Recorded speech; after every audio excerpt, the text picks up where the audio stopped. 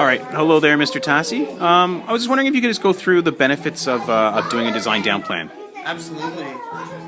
I was introduced to the Design Down Plan only a couple of short weeks ago, and I found it to be extremely helpful.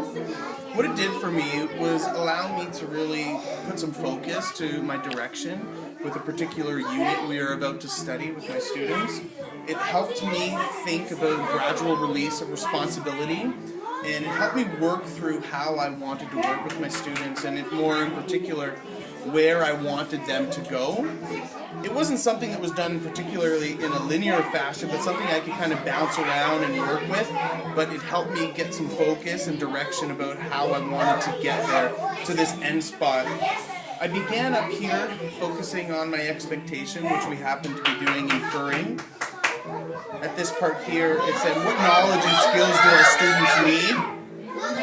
I noticed during reading opportunities with my students, when we were thinking about inferring and critical thinking, that there was a little bit of misconception there, some things that we needed to focus on a little bit more, which kind of led me to this next part of the Design Down Plan that was about knowledge and skills for me as a teacher, things that I wanted to focus on to keep me focused during this process.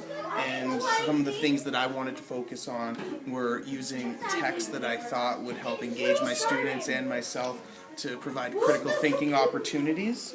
There's also a part here for assessment for and as learning, which helped me stay on track and allowed me to know exactly what I would be looking for during learning exercises with my students.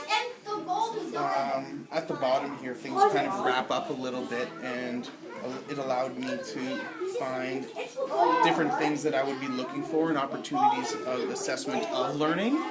And yeah, it put really together an entire plan for me with a specific focus that I was doing in the classroom, and it really led me to deliver a more informative and a more direct approach to the lessons that we were trying to learn. Perfect. Now, is this something that's set in stone, or is it something that you can change, or? It's something that you can change all the time, and you can notice that I did that actually a few times. I've got some arrows coming here. I even had to shorten one of my squares to extend another one when I wanted to add something in, because we don't always know exactly how our units are going to go. We don't know when students are going to pick up on certain things, and we can scaffold and move on to new areas. So it's definitely something that you have to tweak and work with throughout the process. But even though that you do have to do that, I think that that's a benefit. It certainly isn't something that becomes a hassle. It just helps you, provides you with even more focus. For sure. So this is a template, but you're able to make it work for you, right?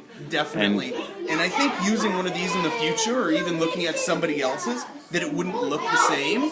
I think that if I were to use this for a different area in the curriculum, that it might look completely different. It was just really specific to what I wanted to get out of this particular expectation. Awesome. Thank you.